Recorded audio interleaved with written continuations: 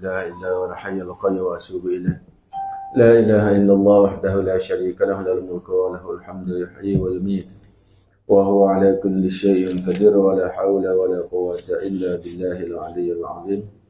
السلام عليكم ورحمة الله وبركاته. أعوذ بالله من الشيطان الرجيم. بسم الله الرحمن الرحيم. الحمد لله رب العالمين والصلاة والسلام على أشرف الأنبياء والمرسلين سيدنا محمد وعلى آله وصحبه أجمعين. اللهم افتح علينا حكمتك وانشر علينا من خزائن رحمتك يا أرحم الراحمين. ربنا اشرح لنا صدورنا ويسر لنا أمورنا واحلل عقدة من ألسنتنا يفقهوا أقوالنا. اللهم ذكرنا ما نسينا وعلمنا ما جهلنا. سبحانك لا علم لنا إلا ما علمتنا إنك أنت العليم الحكيم. وصلى الله على سيدنا محمد وعلى آله وصحبه وبارك وسلم والحمد لله رب العالمين. أما بعد. أعوذ بالله من الشيطان الرجيم. وإن تعدوا نعمة الله لا تحصوها. صدق الله العظيم. Alhamdulillah, tuan-tuan muslimin muslimah rahimakumullah, kita rafa'kan kesyukuran kepada Allah Subhanahu wa taala dengan iradah dan kehendaknya. Pilihan Allah Taala kita dipertemukan lagi malam ini kerana Allah dalam majlis ilmu ini dapat sama-sama kita berada dalam satu majlis yang insya-Allah diridai Allah Taala dan dinilai amal kita pagi malam ini sebagai satu amal soleh yang layak mendapat ganjaran pahala yang memberatkan mizan kita pada hari akhirat kelak. Jadi inilah pertemuan kita yang kali kedua kan. Patutnya kita jumpa hari Ahad je. Ni ganti orang kan. Ganti. Kita ada ni katanya pertemuan kan. Allah bagi rezeki kadang-kadang sebulan tak jumpa. Kan? Ini Allah bagi jumpa. Esok dah tak adalah. Esok kita dah balik kampung.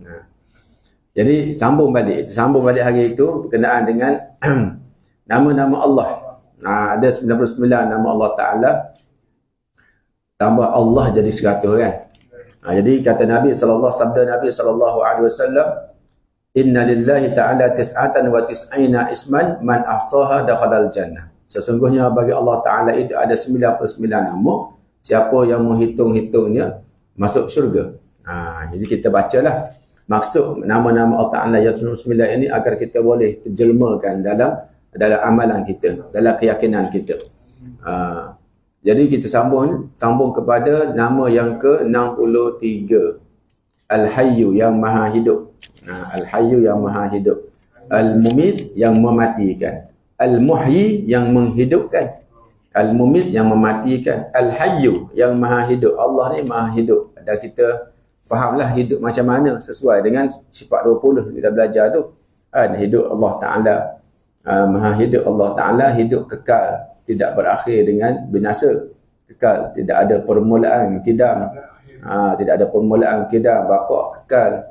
Hidup Allah Taala tidak memerlukan kepada alat macam kita nak bernafas kena ada paru-paru, kena hidung, kena ada udara. Allah tak ada semua. Hidup Allah Taala. Jadi itu yang ke-63. Masuk yang ke-64, Al-Qayyum. Al-Qayyum yang berdiri sendiri. Yang tegak. Yang berdiri sendiri yang kita baca dalam sifat 20. Qiyamuhu ta'ala binafsih. Tu berdiri sendiri, tidak berhajat kepada makhluk, tidak berhajat kepada yang lain. Allah sendiri. Semua dia. Al-Qayyum yang tegak, yang berdiri sendiri. Itu yang kita fahamlah. Al-Qayyum tu dari sinilah keluar yang sifat 20 yang ulama tolong rumuskan untuk kita nak memahami sifat Allah Ta'ala, nak memahami Allah Ta'ala sehingga kita boleh bezakan Allah sebagai Khalik dengan kita sebagai makhluk. Jadi Al-Qayyum yang tegak, yang berdiri sendiri. Al-Hayyu yang hidup. Al-Hayyu yang Maha Hidup. Al-Qayyum yang berdiri sendiri, yang tegak, yang berdiri sendiri, tidak berhajat kepada yang selainnya.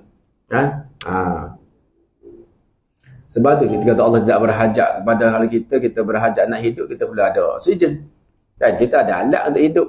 Kan Allah Qayyum berdiri sendiri dia, tidak berhajat kepada yang selainnya.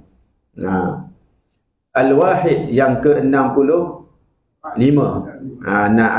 Al-Wajid yang ke-65. Al-Wajid yang memberi sesuatu.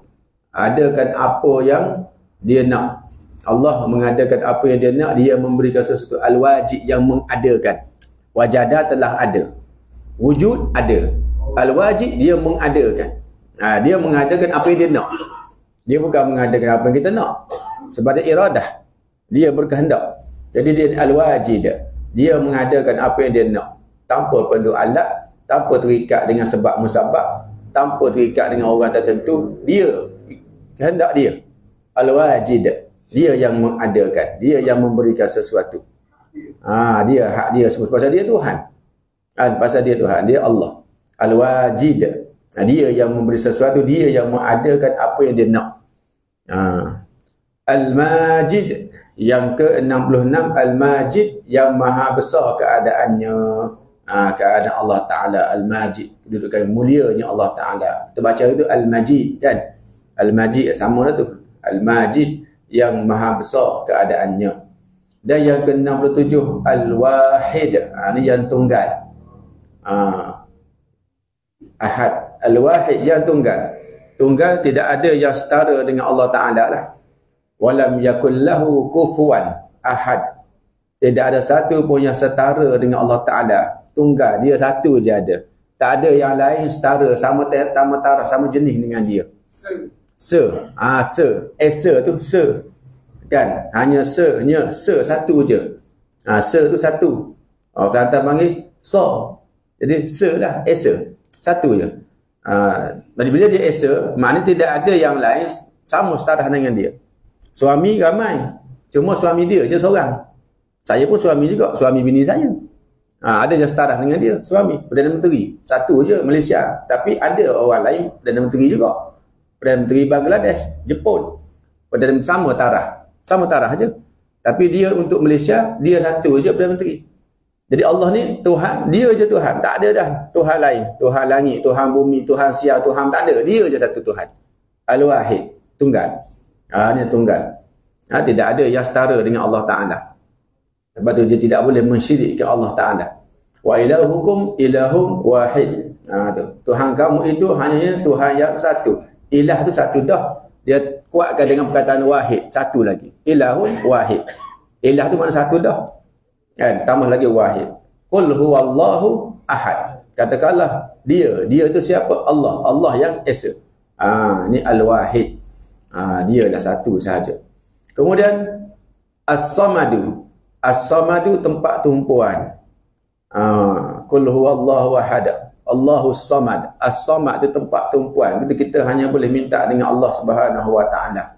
Kita tumpukan dia, ada masalah semua nampak Allah Taala saja.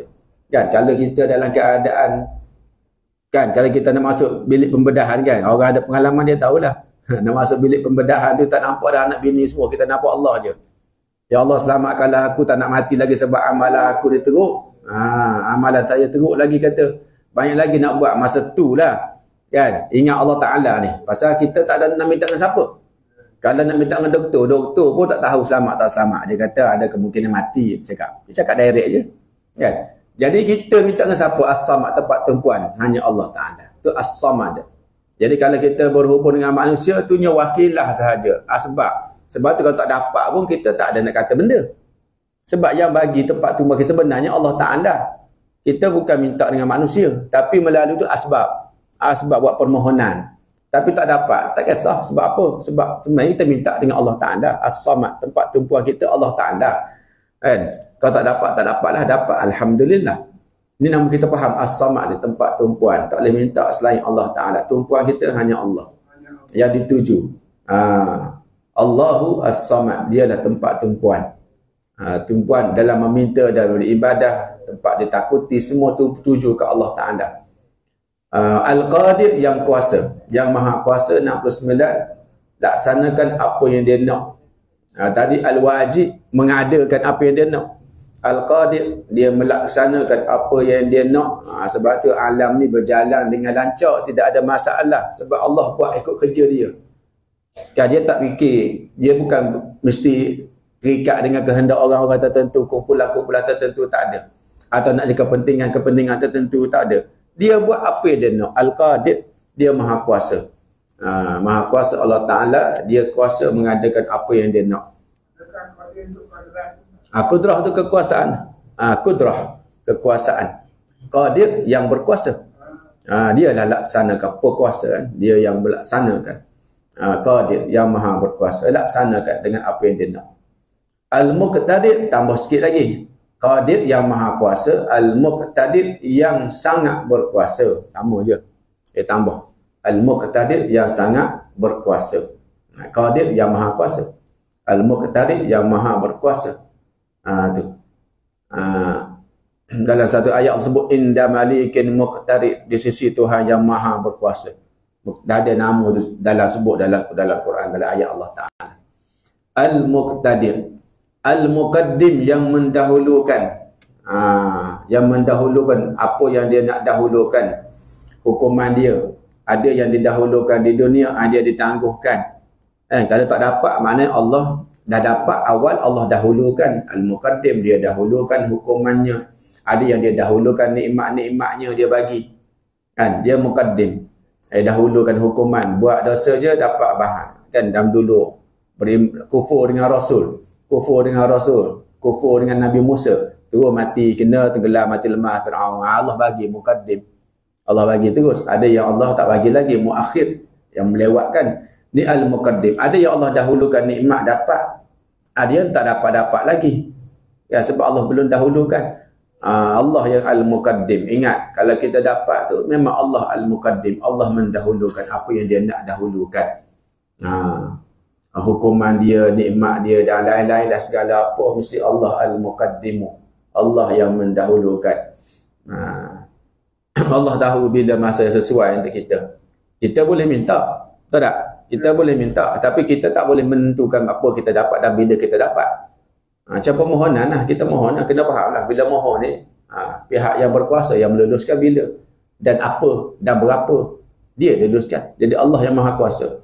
Allah mendahulukan apa yang dia nak dahulukan, dan Allah mengkemudiakan Al-Muakhir. Al-Muakhir, Allah yang mengkemudiakan apa yang dia nak kemudiankan. Muqaddim lawannya Muakhir. Muqaddim, Muakhir. Apa? Tak. Qidam tu sedia ada. Ni Muqaddim. Dia mendahulukan. Muakhir, dia melewatkan, mengkemudiankan. Ada orang kita kata, kenapa tak mati-mati lagi? Allah Al-Muakhir. Kenapa tak dapat azab? Dia ada persendakan agama. Kenapa tak dapat azab lagi? Hidup senang je kan? Allah Al-Muakhir. Allah nak tangguh lah. Allah nak dahulu lah. Dan kita tak boleh persoalkan kerja Allah Ta'ala. Manusia hari ini kadang-kadang dia nak persoalkan kerja Tuhan. Kan? Mengapa Allah, mengapa? Awak tu siapa? Kita patut persoalkan kerja kita. Kerja kita. Apa awak buat? Kan? Kita buat apa? Ramai orang mempersedakan agama. Jangan tanya mengapa Allah biar je. Apa nak tanya Allah Ta'ala mengapa Allah biar kan? Kenapa Allah tak turun azab mati habis semua? Itu kerja Allah Ta'ala. Kita buat apa bila orang persedakan agama? Kerja kita apa? Kan? Ramai orang miskin. Kalau ada ramai orang miskin, jangan kita persoalkan kenapa Allah buat ramai orang miskin, kenapa tak kaya semua. Itu kerja Allah Ta'ala, ikut dia lah nak. Dia adalah hikmah dia. Kan? Kita buat apa dengan orang miskin? Kita buat apa? Itu Allah tanya nanti. Allah tanya apa yang kita buat. Kerja Allah Ta'ala, biarlah dia, kerja dia. Yang masalah manusia sekarang ni, dia rasa lebih besar daripada Tuhan. Nak tanya, dia pula nak buat list kerja-kerja Allah Ta'ala, apa patut buat.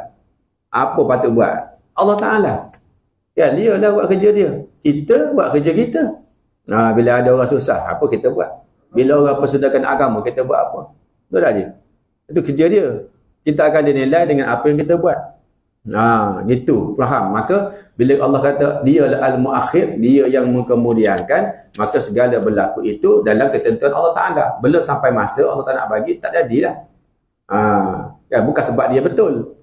Dan bukan sebab kita salah. Kan? Para Nabi berdakwah. Tapi yang menerima dakwah tak ramai. Bukan bermakna dakwah Nabi tak betul. 80 orang, 100 orang kan. Satu kampung, satu bandar lawan. Yang tak lawan 30-40 orang. Jadi bila Nabi berdakwah, bila berlaku masalah, bukan dakwah Nabi tak betul. Kan? Jadi Allah menentukan. Jadi sini Al-Muqaddimu yang mendahulukan Allah dan yang melewatkan juga Allah Ta'ala. Tidak terikat dengan orang lain atau dengan tekanan mana pihak atau dengan kepentingan apa, tak ada. Ini al-muakhir. Allah tak nak bagi azab lagi, tangguh. Dapat azab akhirat, lagi seksa. Azabul akbar, azab yang besar. Kita kena fikirkan urusan-urusan kita.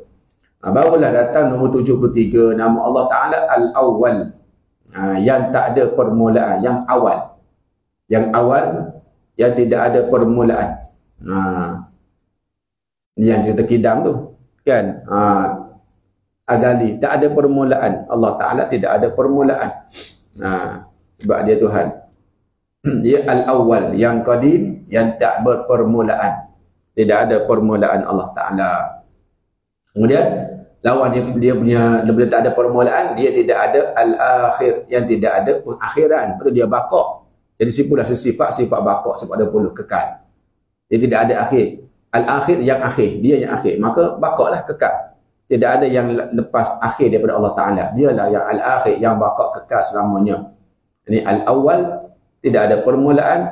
Al-akhir, yang akhir, tidak ada pengakhiran. Dia kekal, bakok. Jadilah sifat 20-nya bakok, kekal Allah Ta'ala.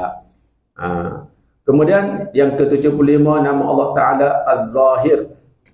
Az-Zahir, yang memperlihatkan wujudnya dengan tandanya. Zahir, yang zahir. Yang zahir di sini Allah memperlihatkan tanda kewujudannya, tanda kekuasaan secara zahir. Kita nampak tanda kewujudan. Bukan nampak Allah Ta'ala. Kita nampak kewujudan Allah Ta'ala melalui alamah, tanda-tanda dia, makhluk-makhluk dia. Nampak tanda kewujudan zahir. Zahir jelas, nampak tanda kewujudan, tanda kekuasaan, tanda kebijaksanaan, tanda kekuatan. Semua nampak. Az-Zahir namanya. Jadi, itu Az-Zahir, Allah yang memperlihatkan wujudnya dengan tanda-tandanya.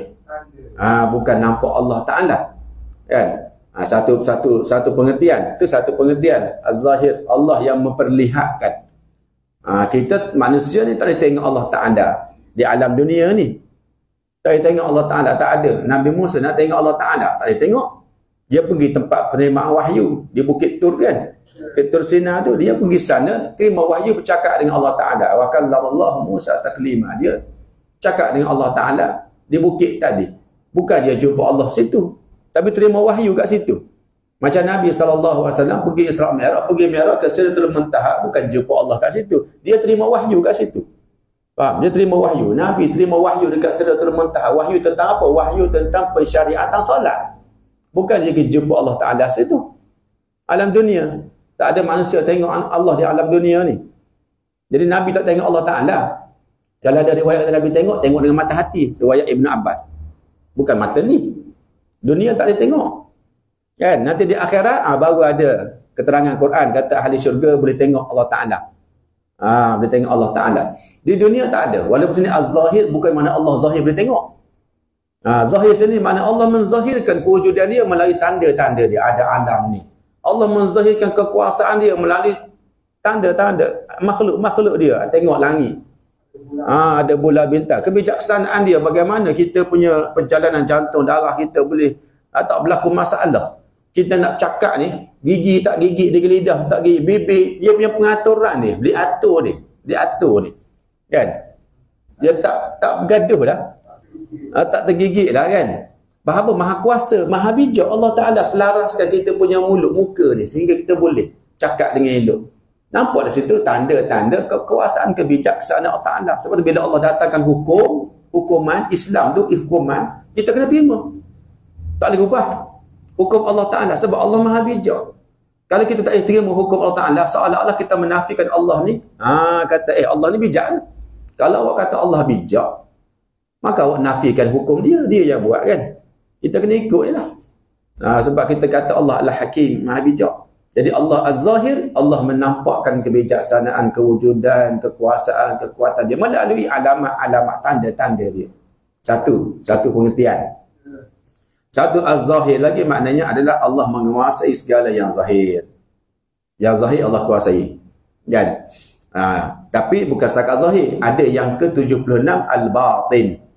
Al-Batin. Al-Batin maknanya satu pengertian ialah yang tersembunyi zat Allah Ta'ala. Al-Batin. Tersembunyi. Zat Allah Ta'ala tersembunyi. Tak ada orang boleh tahu. Hakikat dia macam mana? Tak boleh tahu. Kita belajar sifat 20 pun bukan nak tahu zat Allah Ta'ala. Kita nak tahu sifat Allah Ta'ala aja. Sifat Allah Ta'ala. Sifat sebagai Khalik Tuhan. Kan? Jadi hakikat Allah Ta'ala batin, tersembunyi, tak tahu. Kita tak tahu hakikat dia macam mana. Kita serahlah kepada Allah Ta'ala. Kita tak diwajibkan untuk tahu pun. Kan? Satu lagi maksud adalah Allah menguasai segala yang batin. Tadi menguasai az-zahir, menguasai yang zahir. Al-batin, Allah menguasai segala yang batin, yang dalam hati kita, semua yang tersembunyi, semua dalam kekuasaan Allah Ta'ala. Sebab tu kita ni orang beriman dengan nama-nama Allah ni, kita berhati-hati walaupun dalam hati. Di luar lagi kita berhati-hati, manusia pun tahu. Kat luar ni manusia pun tahu. Kat dalam ni manusia tak tahu, tapi Allah tahu. Sebab tu kita berhati-hati. Sebab Allah, Nabi sebut Allah ni sehingga qulubikum kan. Inna Allah la yanzur ila suwarikum wa absyarikum. Sekali riwayat kata wa ajsadikum wa innama yanzur ila qulubikum wa amalikum. Allah tidak terhad memandang semata-mata kepada zahir kita, muka, rupa badan, muka kita, bentuk badan kita, harta kita, tak. Tapi Allah pandang sampai qulubikum, hati-hati. Hati kita beramal. Macam mana keadaan hati kita bila solat? Kita tengok zahir je, dia solat rokok betul, tidak betul, tertib, tamak ninah, merokok, kita kata sah tak ada, betul tak? Sah cukup dengar Fatihah, baca Fatihah, dengar mulut kumat kami, Fatihah baca, tengok rukuk, kita zahir je tengok hati dia, kita tak tengok hati dia, ikhlas ke, khusyuk ke, tawaduk ke, kita tak tahu, kita zahir je. Tapi Allah wa innama yanzuru ila qulubika, Allah bukan sekadar tengok zahir, bahkan telus sampai ke hati-hati kamu. Lepas tu kita kena hati-hati. Kena hati-hati sebab kalau tak betul batin kita, maka amalan kita jadi sia-sia. Amalan jadi sia-sia rugilah kita. Orang beramal tiba-tiba tidak ada pahala, rugi. Orang tak beramal jangan cerita lah. Lagi rugi. Al-Wali yang ke-77. Al-Wali yang menguasai seluruhnya. Al-Wali. Kalau Al-Waliyu yang menjaga makhluk, kita baca itu yang ke-56. Al-Waliyu yang menjaga segala makhluk. Al-Wali ada alif. Al-Wali yang menguasai seluruhnya. Tak ada yang terlepas daripada kekuasaan Allah Ta'ala. Hebat macam mana orang tu, jahat macam mana pun tidak terlepas daripada kekuasaan Allah Ta'ala. Sebab tu semua mati juga. Tak ada yang tak mati. Jahat macam mana pun mati. Kan? Walau tak pernah sakit atas muka bumi dia pun saya masa mati. Sebab apa? Semua dalam kekuasaan Allah Ta'ala. Al-Wali. Ada ke yang terlepas? Tak ada. Semua terikat dengan ketentuan Allah Ta'ala. Semua manusia, semua makhluk terikat dengan ketentuan Allah Ta'ala. Tak ada yang tak terikat. Tengoklah hebat macam mana pun, jahat macam mana, baik macam mana, semua terikat dengan ketentuan Allah Ta'ala. Ni Al-Wali. Semua Allah menguasai. Al-Waliyu yang menjaga makhluk. Dia jaga makhluk. Itu bukan menguasai, di sini menguasai. Yang menguasai seluruhnya. Hujung rambut, kalau kita diberi hujung rambut sampai hujung kaki dalam kekuasaan dia. Kita sendiri tak boleh kuasai diri kita kan. Kadang-kadang cakap lain, keluar lain. Nak cakap lain, mulut ni keluar lain kan. Tak boleh kuasai. Allah lah Al-Wali. Seluruhnya Allah yang kuasai. Kemudian 78. Al-Muta'ali. Al-Muta'ali yang bersih dari sekalian sifat kekurangan. Ini yang jadi sifat kesempurnaan ni. Sunyi Allah daripada yang jadi sifat 20 mukhalafatuhu ta'ala lil hawadis. Berbeza Allah dengan yang baharu. Sebab yang baharu ni dia kurang. Dia lemah. Makhluk semua lemah, makhluk semua kurang. Allah tak kurang, Allah tak lemah. Allah muta'ali. Maka sempurna, bersih dari sekalian sifat kekurangan. Itu al-muta'ali. Sempurna. Naqais tak ada, kekurangan, nuksan tak ada Allah Ta'ala. Berhajat tu sifat kurang. Bila berhajat je confirm dia kurang. Kaya macam mana dia boleh berhajat kepada tukang kebun? Kurang. Kaya macam mana berhajat tu ke doktor? Kurang. Doktor pun sakit berhajat kepada doktor juga. Ke doktor ubat sendiri. Doktor sakit jantung tiba-tiba dia bedah diri sendiri. Saya pakai jantung, baik saya bedah saya sendiri. Tak, dia berhajat kepada doktor lain bedah dia. Betul tak? Nama tak ada. Dia bukan orang yang al-muta'ali. Orang yang muta'ali Allah sahaja. Nama dia pun muta'ali. Kita kena ingat, walau kita hebat macam mana pun jangan menyombong. Sebab kita memang berhajat. Kita berhajat. Kadang-kadang kita bawa kereta, kereta kita rosak, kita berhajat kepada orang baiki kereta kita. Dan kita tak pandang orang di sebelah mata, semua kita pandang sama je. Kita pandang semuanya makhluk Ta'ala yang mesti dilayan dengan baik sebab masing-masing ada kelebihan. Kan? Cuma dalam bab ni kita lebih sikit Allah bagi. Dalam bab ni bukan semua bab. Dalam bab ni kita lebih sikit Allah bagi, kan? Mungkin bab pendapatan, kan? Tapi bab anak-anak dia lebih pula. Nampak? Mungkin bab anak tapi bab bini dia lebih pula. Jadi benda-benda macam ni kita tak boleh kata semua saya. Allah sahaja yang sempurna. Allah Al-Muta'ali. Kita manusia. Bila dah namanya manusia, dia mesti ada kekurangan. Maka kekurangan itulah ditampung. Kita kena tampung dan kena terima. Orang yang kurang daripada kita tampaklah kekurangan dia. Jangan nak mengharapkan kesempurnaan. Kita pun tak sempurna. Yang kita mengharapkan orang sempurna. Kita pun tak sempurna. Yang sempurna cuma Allah Ta'ala. Tapi kita berusaha untuk dapat yang terbaik. Bukan sempurna, tapi terbaik yang kita boleh buat. Dalam masa taqwa pun Allah firmankan kepada kita, fattaqullaha mastata'tum. Bertakwalah kamu kepada Allah sedaya upaya kamu. Bukan perfect A++. Mastata'tum, sedaya upaya kamu. Kita mampu solat dalam keadaan berdiri, berdirilah kita. Kita mampu solat keadaan duduk, duduklah kita. Mastata'tum. Kita mampu nafkah infak RM20, RM20. Mampu RM200, RM200. Mastata'tum. Sedaya upaya kita. Kita tahu kepada kita. Kalau kita mampu sekian, kita tahu, jangan bohong lah. Ya, berlakon boleh. Tapi hati kita tahu kita setakat mana kemampuan kita. Nak berlakon boleh. Nak duduk nak semayang duduk boleh. Padahal dia mampu berdiri. Dia pun berlakon duduk boleh. Tak ada orang petikai. Pasal masing-masing diri kan. Tapi Allah kata, fattakullah. Bertakwalah kamu kepada Allah. Mastata'tum. Sedaya upaya kamu. Tak boleh nak sama rata dengan orang lain. Nak samakan kita dengan orang lain. Tak boleh. Tapi kita buat sedaya upaya kita. Itu bab takwa. Sebab apa? Sebab kita ni bukannya macam Allah Ta'ala. Dia Khalik, dia Tuhan. Dia Al-Muta'ali. Yang bersih dari sifat kekurangan. Kemudian yang ke-79, Al-Barru. Al-Barru. Yang banyak kebaikan. Yang banyak kebaikannya. Al-Barru. Kita baca ni Al-Bar. Al-Barru. Kan?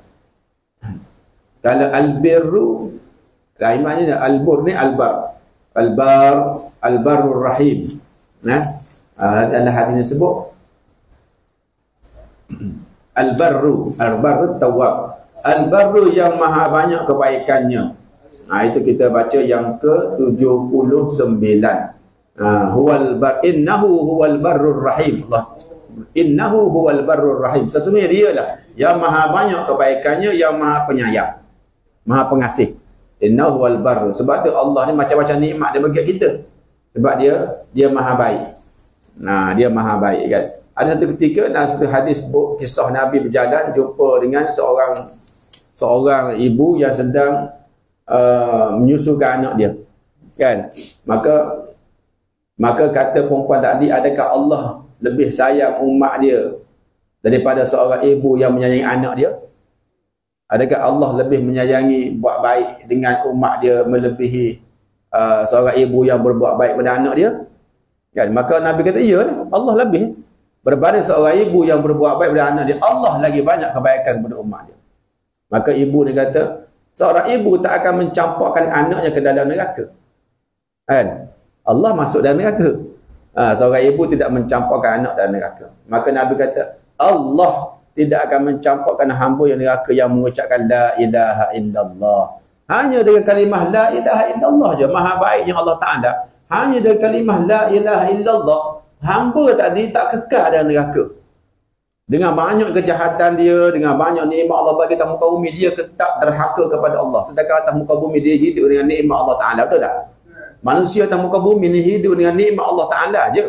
Nafas kita, hidung kita, seduk semua, makan minum kita, berjalan kita, semua dengan nikmat Allah Ta'ala. Tapi dia derhaka banyak maksiat, tapi dia la ilaha illallah ada dalam hati dia.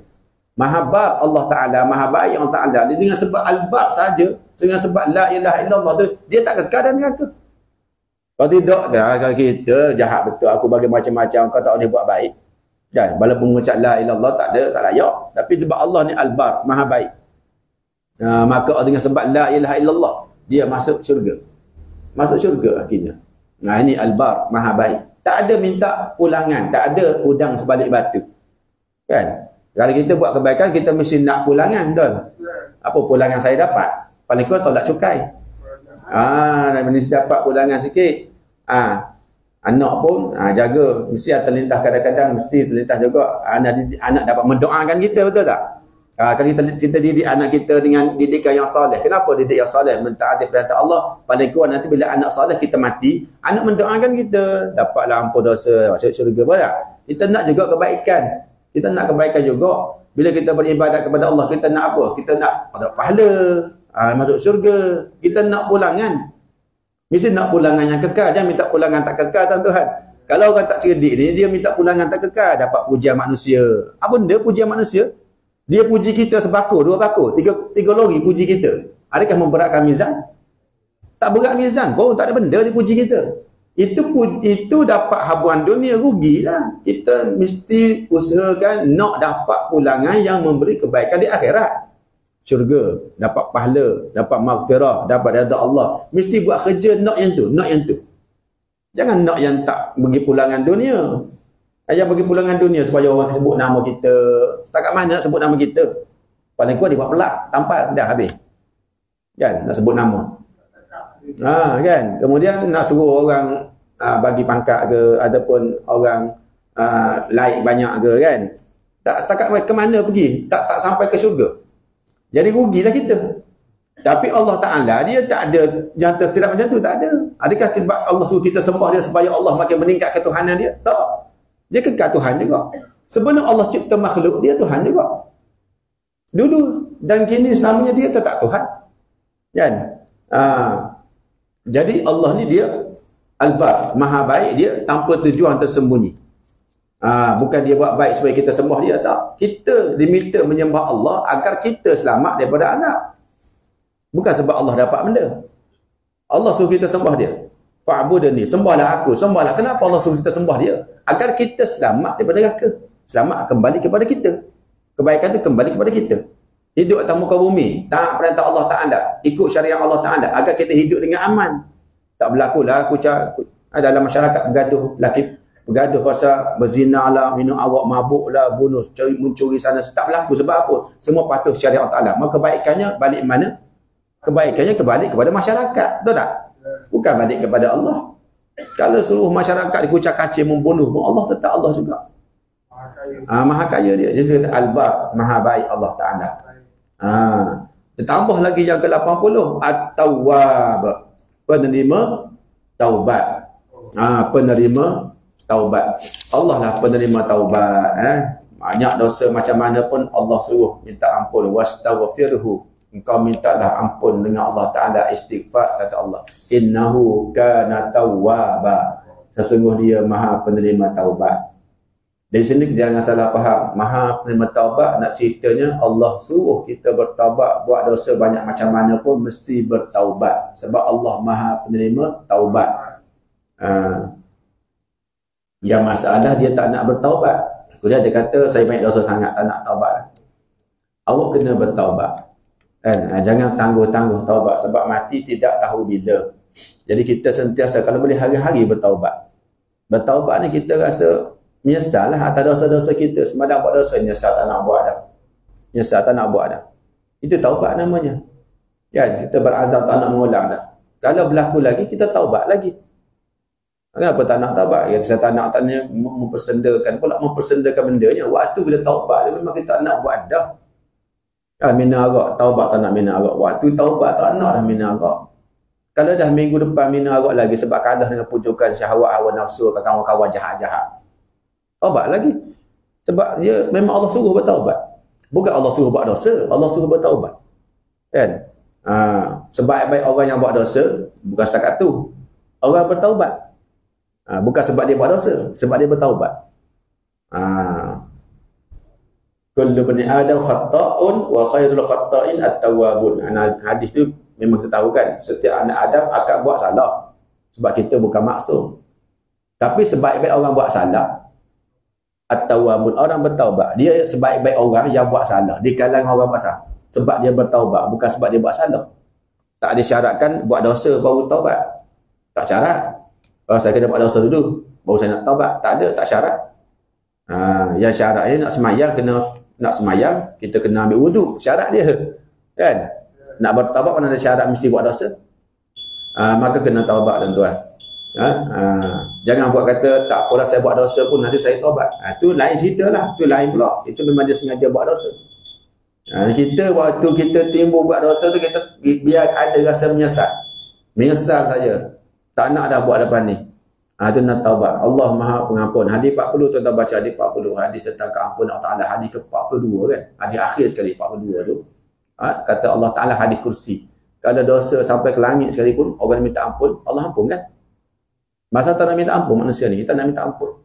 Mati dalam keadaan tak bertaubat sampai di akhirat, dia masih ada la ilaha illallah, ada iman, masuk syurga juga, Allah boleh ampunkan kan. Sebab apa? Itu kita kena taubat. Maka sifat Allah Ta'ala yang maha penerima taubat. Yang ke-8, 80. Kemudian al-muntaqim, yang menghukum siapa yang patut dihukum.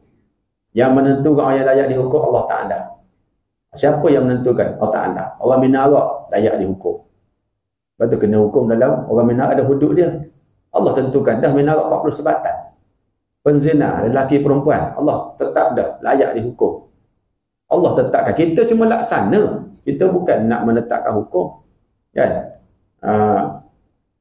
Orang yang qazah, tuduh orang zina, Allah tetapkan hukum. Mencuri, Allah tetapkan hukum.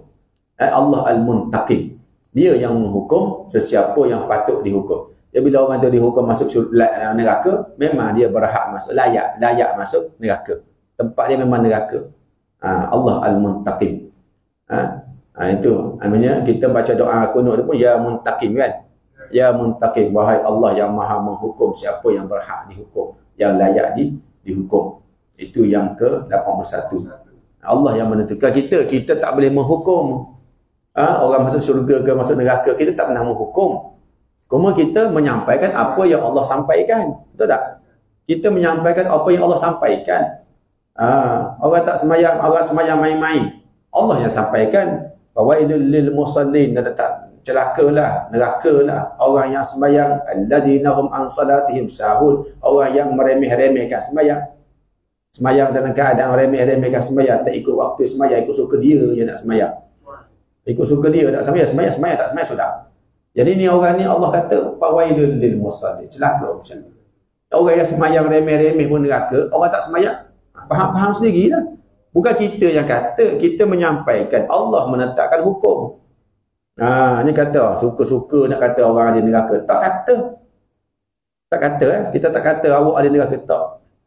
Kita pun tak pasti kita neraka ke syurga.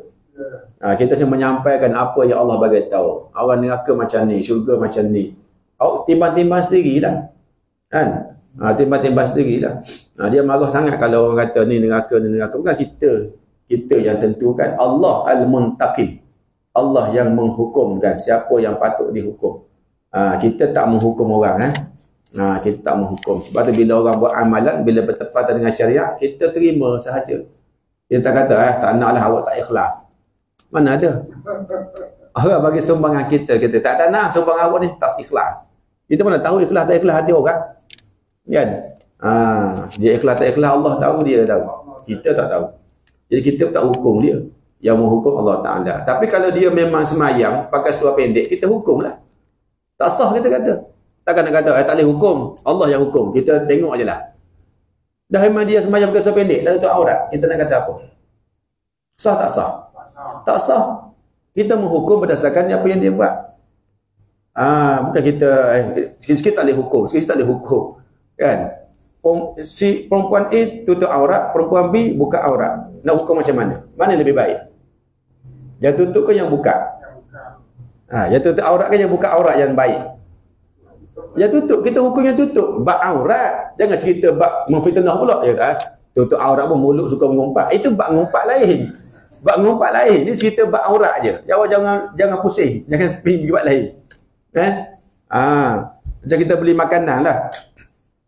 Lauk A dengan lauk B, mana sedap? Lauk A sedap, lauk B tak sedap. Kita kata, sedap pun mahal. Memanglah bak sedap bukan bak mahal. Mahal lain cerita, dia bak sedap. Bak mahal lain cerita pula. Jadi bila orang kata perempuan ni tutup aurat, perempuan ni buka aurat, kita kata dia yang menutup aurat lebih baik. Betul lah. Setakat tu. Lepas tu cerita pula, yang tutup aurat tu dia suka mengumpat, yang buka aurat tu tak mengumpat. Kita cerita pula, yang mengumpat, yang tak mengumpat lebih baik. Yang tak mengumpat lebih baik. Bukan yang buka aurat, yang tak mengumpat dia lebih baik. Tak kisahlah dia buka aurat ke dia tak. Tapi bab mengumpat je lah. Kena faham tu. Barulah kita tak susah kan. Jadi orang kata don't judge the book from his cover. Sikit-sikit don't judge the book from his cover. Kalau don't judge the book from his cover, kenapa orang pemasaran semua buat lawa-lawa kat luar? Buat cover buku lawa-lawa lah apa. Pasal kita terpaksa judge the book from his cover. Sebab kita tahu batin dia macam mana, betul tak? Yang boleh hukum batin Allah Ta'ala saja. Dan lah kalau kita buka buku tu, kita buka semak dalam isi. Tak apa, sekarang masalah orang plastik buku tu. Buat lawa-lawa je plastik kan. Nak buka macam mana? Jadi terpaksa. Jadi Allah pun ceritalah, nahnu nahkum bizawahir. Ulama berkata lah, nahnu nahkum bizawahir. Kita hukum ikut zahir. Nak buat baik, kita hukum baik. Susnuzon. Kalau nampak dia masalah, kita berhati-hati, hazar, ihtiyat, berhati-hati, awas-awas dengan dia. Bukan kita hukum jahat tak. Kita berhati-hati, hazar namanya. Kalau dia baik, kita hukum baik. Nahnu nahkum bizawahir. Wallahu yatawallas sarair. Allah yang menguasai urusan batin dia. Kita tak tahu. Serah kepada Allah Ta'ala. Dia ikhlas ke, dia tak ikhlas, dia udah batu ke, dia betul-betul soleh tak soleh. Itu urusan dia dengan Allah Ta'ala. Tapi bila dia dah semayang, kita kata dia baik. Dia mencuri, kita kata dia tak baik sebab dia mencuri. Itu je ceritanya. Tak kata dia semayang, dah tentu baik tu. Tak boleh ambil apa. Orang curi, dah tentu jahat tu. Tak tahan hati. Mana habis lah. Masyarakat akan binasa. Betul tak? Habis huru-hara masyarakat. Huru-hara masyarakat. Sebab kita nak hukum batin orang semua. Kita kena faham tu. Ada kaedah ketikanya kita terpaksa. Tapi yang sebenar-benar muntaqim Allah Ta'ala. Sebab Allah tahu zahir dan batin. Di akhirat kelak yang masuk neraka memang dia layak masuk neraka. Sebab dia Allah al-muntaqim, bukan kita. Yang masuk syurga memang layak masuk syurga. Sebab sebenar-benar muntaqim yang menghukum Allah Ta'ala. Dia hukum sesiapa yang patut dihukum. InsyaAllah jumpa lagi nanti. Yang ke-82. Walaupun Allah ni al-muntaqim, dia ada lawan dia al-afu, maha pemaaf. Nampak? Gitu dia datang beriringan. Dia muntaqim tapi dalam sama dia al-afu. Dia tu garang tapi dia baik. Nampak? Ada ketika situasi dia.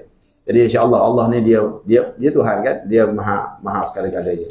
Jadi walaupun dia al-muntaqim, datang selepas itu al-afu, memberi maaf sesiapa yang patut dimaafkan.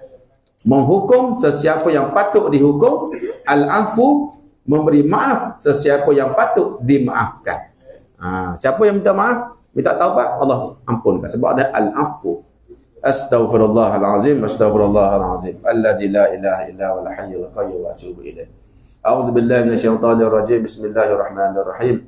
Alhamdulillahi Rabbil Alamin. Wassalatu wassalamu ala ashrafil anbiya wa mursalin Sayyidina Muhammad wa ala alihi wa sahbihi ajma'in. Allahumma inna nas'aluka ilman nafi'a wa amalan mutaqabbala wa na'udzubika min ilmin la yanfa' wa min qalbin la yakhsha' wa min du'ain la yustajaba. Allahumma anfa'na bima 'allamtana wa 'allimna ma yanfa'una. Allahumma zidna ilman warzuqna fahma wa anta khairur raziqin. Wa sallallahu ala sayyidina Muhammad wa ala alihi wa sahbihi wa baraka wa sallam. Walhamdulillahi rabbil alamin. Taqabbalallahu minkum. Astaghfirullah subhanallahi wa bihamdihi. Asyhadu an la ilaha illa anta astaghfiruka. Bismillah.